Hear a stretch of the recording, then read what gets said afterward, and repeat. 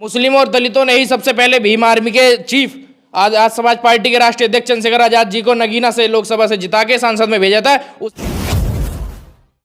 रही बात, अगर ये कहते हैं कि बहुत से लोगों ने अफवाह फैला रहे हैं क्या तुम्हारा अकेला विधायक क्या कर लेगा, तुम्हारा अकेला विधायक क्या कर लेगा, मेरा अकेला विधायक क्या कर लेगा, वो कर लेगा जो मेरा अकेला सांसद पार्लियामेंट में जाकर के जो कर रहा है।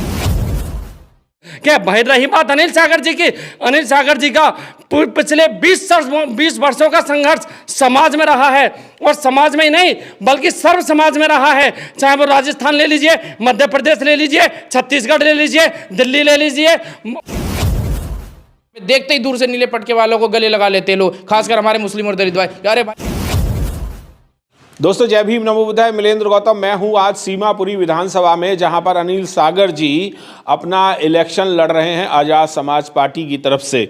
और मैं आपको बता दूं कि बहुचर्चित चेहरा हैं, पूरी दिल्ली में नहीं पूरे देश में अनिल सागर जी का एक अपना ही काम से उनकी जान पहचान है, और लोगों में उनकी पकड़ जो है वो बेहतर तरीके से है।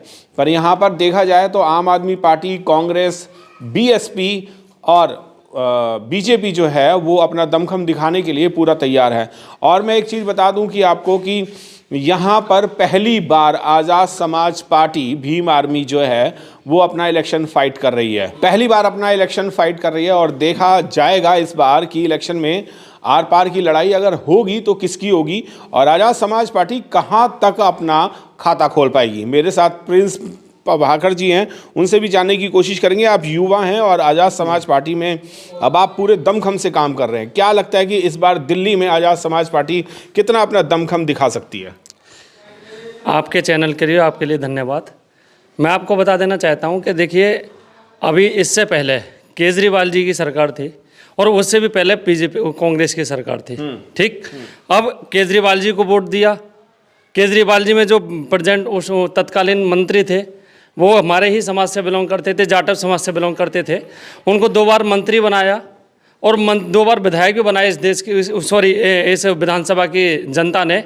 लेकिन उनके हाथ में क्या दिया, उन्होंने 22 प्रतिज्ञा, ये बाबा साहब का ढिंढोरा पीटते हैं केजरीवाल जी, नाटकबाज, नाटकखोर।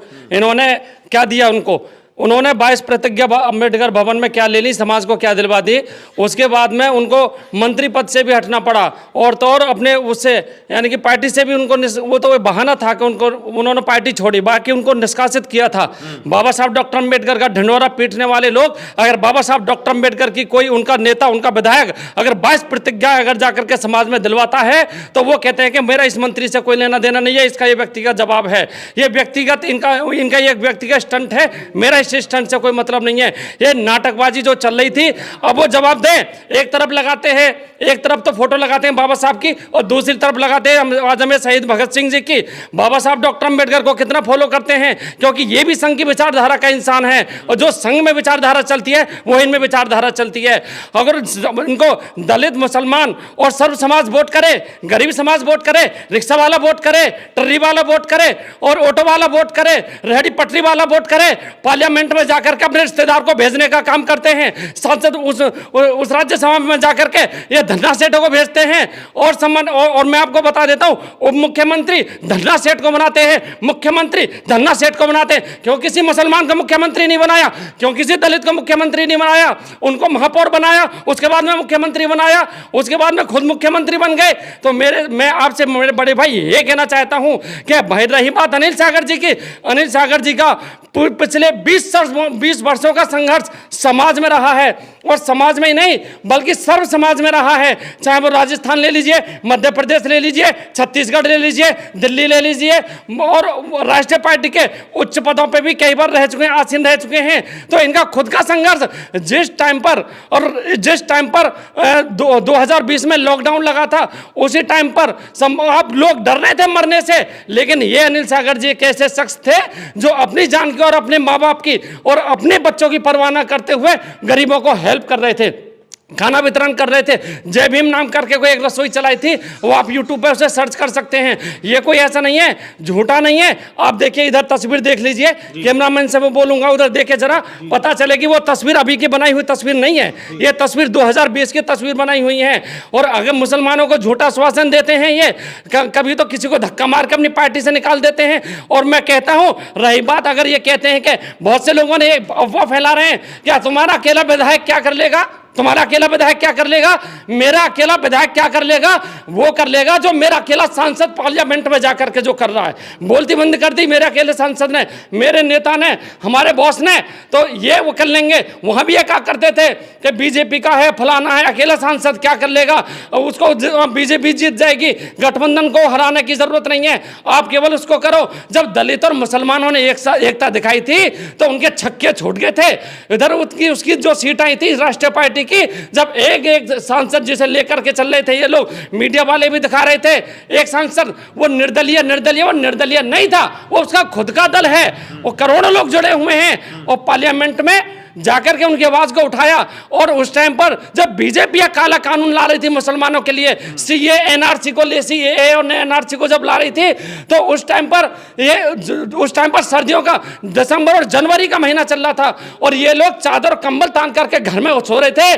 तो हमारे माननीय चंद्रशेखर आजाद साहब ने अपनी कुर्बानी अपनी ना सोचते हुए जामा मस्जिद से उन्होंने अपनी गिरफ्तारी थी, जिसमें 3-4 महीने उनको जेल में रहना पड़ा था। तो क्या मुसलमान भाई इस बात को नहीं जानते हैं हमारे लिए कुर्बानी किसने की थी, हमारे लिए कुर्बानी किसने की, हमारे संघर्षों की लड़ाई किसने लड़ी? क्या चंद्रशेखर भाई इस बात को नहीं जानते? हम अभी गए थे मुस्लिम एरिया में, जब आज जुमा की नमाज थी, सब लोगों ने ये कहा, मुस्लिम भाइयों ने, हमारा बॉस चंद्रशेखर है, केजरीवाल नाटकबाज को हम वोट नहीं देंगे, हमारा बॉस चंद्रशेखर है। पार्लियामेंट में हमारी नमाज को लेकर के आवाज उठाते हैं, और वहां उन्होंने केवल ये बोला था कि अगर 20-20 दिन 1-1 महीने तक अगर इनके वो त्योहार आते हैं तो उसमें रोड बंद कर देते हैं, तो इसमें अगर 5 मिनट कोई नमाज पढ़ ले हमारा मुस्लिम भाई तो कोई बड़ी बात तो है नहीं, लेकिन उसका मुद्दा बना दिया जाता है। अच्छा, ये जो इलेक्शन है वो चंद्रशेखर जी के चेहरे पे लड़ा जा रहा है, या जितने भी अपने विधायकी का जो इलेक्शन लड़ रहे हैं वो अपने चेहरे पे लड़ रहे हैं, या सिर्फ और सिर्फ चंद्रशेखर के चेहरे पे? देखिए उनका खुद का भी चेहरा है ना। और एक कहावत होती है कि 4 चांद आकर के हमारे आदरणीय चंद्रशेखर आजाद साहब ने लगाए, और अनिल सागर जी का भी चेहरा है, व्यक्तिगत तौर पर अनिल सागर जी का चेहरा है, और उससे पहले आदरणीय चंद्रशेखर आजाद जी का चेहरा है, क्योंकि संघर्षों इनकी लड़ाई 2020 से नहीं, पिछले 20 साल की लड़ाई थी। 16-17 सीटों में से जो आपने फाइनल करी है दिल्ली में, 16-17 सीटों में से कितनी सीटें आप लेके आ रहे हैं, और कौन कौन सी सीटें ऐसी हैं जो आपको लगता है कि हाँ ये सीट आ सकती है? देखिए 16-17 सीटों में से मेरे विचार से अभी 15 सीट पर फाइनल हुए हैं हमारे। 15 में से पहली अगर कोई खाता खुलेगा दिल्ली के अंदर तो सीमापुरी विधानसभा का माननीय अनिल सागर जी का खुलेगा। उसके बाद में त्रिलोकपुरी है, उसके बाद में ये मंडावली है, ये गोकुलपुरी है। ये यहाँ से हम लोग जीतेंगे, लेकिन जीत का जो बिगुल बजेगा वो यहाँ से ही बजेगा, सीमापुरी विधानसभा से ही बजेगा। और देखिए मैं आपको बता दूं, मैंने 2022 में खुर्जा से इलेक्शन की तैयारी करी थी, मैं भी इसी पार्टी से विधायक का चुनाव की तैयारी करी थी, लेकिन षड्यंत्र के तहत मेरा पर्चा कैंसिल करा दिया था विरोधी ने। उनकी खरीदने की ताकत तो मुझे नहीं बनी थी, लेकिन मेरा पर्चा जरूर कैंसिल करा दिया था। और उसको लेकर के मैंने जब वहाँ तैयारी करी, दांत खट्टे करने वाली तैयारी थी मेरी। सारे वहाँ के दांत इतने बुरे खट्टे करता मैं कि इनको चंद तारे दिखा देता मैं भी अकेला। और उसके बाद में जब मैंने यहाँ देखा माहौल, मैं तो अकेला ही था वहाँ मैं अकेला ही था तैयारी करने वाला। लेकिन मैंने जब यहाँ आकर के देखे तो पता चला क्या अनिल सागर जी के साथ एवं माननीय चंद्रशेखर आजाद साहब के साथ में क्या तो कोई मुसलमान नहीं है, क्या वो दलित नहीं है, क्या आदिवासी नहीं है, क्या सर्व समाज नहीं है, कौन नहीं है? हिंदू मुस्लिम सिख ईसाई हम सारे हैं भाई भाई। बिल्कुल, हिंदू मुस्लिम सिख ईसाई हम सारे हैं भाई भाई। आप युवा हैं रोहित भाई, और पूरे दमखम से लगे हुए हैं, और अपनी विधानसभा से भी और यहाँ से भी ये आप ही की ही विधानसभा आती है। क्या लगता है कि युवा जो है वो अनिल सागर के साथ या चंद्रशेखर के साथ जुड़ेगा? साथियों, सभी साथियों को सबसे पहले क्रांतिकारी जय भीम। जैसा कि भीम आर्मी का नाम ही युवाओं से चलता आया है, भीम आर्मी आज यहाँ तक पहुँची है। आज चंद्रशेखर भाई अगर सांसद में है, एक सांसद बन के वो अपनी शेर की तरह दहाड़ रहे, तो उसका एकमात्र जरिया है युवा है। युवाओं ने उन्हें मजबूती दी है जिस प्रकार, उसी प्रकार हमारे अनिल सागर भाई एक युवा बनके यहाँ से इलेक्शन फाइट कर रहे हैं, जो कि पूर्व के 2-2 3-3 बार में विधायक पार्षद उन्हें बराबर की टक्कर दे रहे हैं। उनके सभी के जो है गुर्दे ढीले हो गए हैं कि कौन व्यक्ति आके आजाद समाज पार्टी से, नई पार्टी जो कि इलेक्शन लड़ रहा है, जो कि पहला व्यक्ति ऐसा पूरी सीमापुरी विधानसभा, पूरी दिल्ली में जो कि सीमापुरी विधानसभा से दहाड़ रहा है। सबको उन्होंने नटबोल्ट ढीले कर रखे सारे प्रत्याशियों के। जिस प्रकार हम पूरी मजबूती से गलियों में जा रहे हैं, हमें साथियों का प्यार मिलता है, हमें देखते ही दूर से नीले पटके वालों को गले लगा लेते हैं लोग, खासकर हमारे मुस्लिम और दलित भाई। अरे भाई हम तो आपका इंतजार कर रहे थे, आप कब, आप तक कहाँ थे? क्या आपको लगता है कि दलित और मुस्लिम अनिल सागर जी को सीमापुरी विधानसभा से जिता देगा?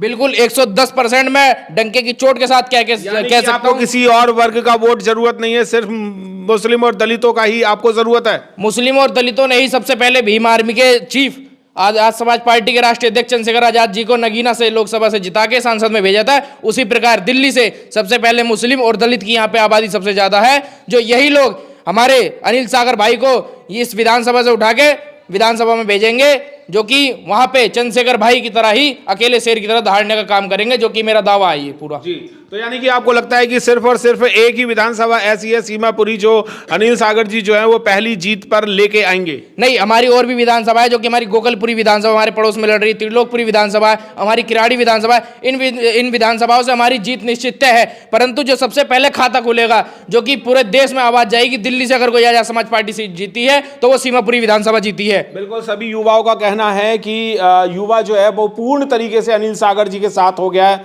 मुस्लिम हो चाहे दलित हो चाहे किसी भी वर्ग का हो, ऐसा नहीं है कि सिर्फ दो ही कम्युनिटी जो है वो उनको वोट दे रही है। जब मैं इनके साथ घूम रहा हूं तो मुझे भी ये पता चल रहा है कि सर्व समाज जो है वो अनिल सागर को लाइक कर रहा है, पसंद कर रहा है, क्योंकि युवा जो है वो एक ही है और इसी विधानसभा का रहने वाला अनिल सागर है। तो आप खुद सोचिए, समझिए और काशीराम साहब की विचारधारा पे जो आजाद समाज पार्टी चल रही है उस पे अगर आप वोट देना चाहें तो केतली का बटन दबा करके अनिल सागर को आप जिता भी सकते हैं। जय भीम, नमो बुद्धाय। मिलेंद्र गौतम, सीमापुरी विधानसभा।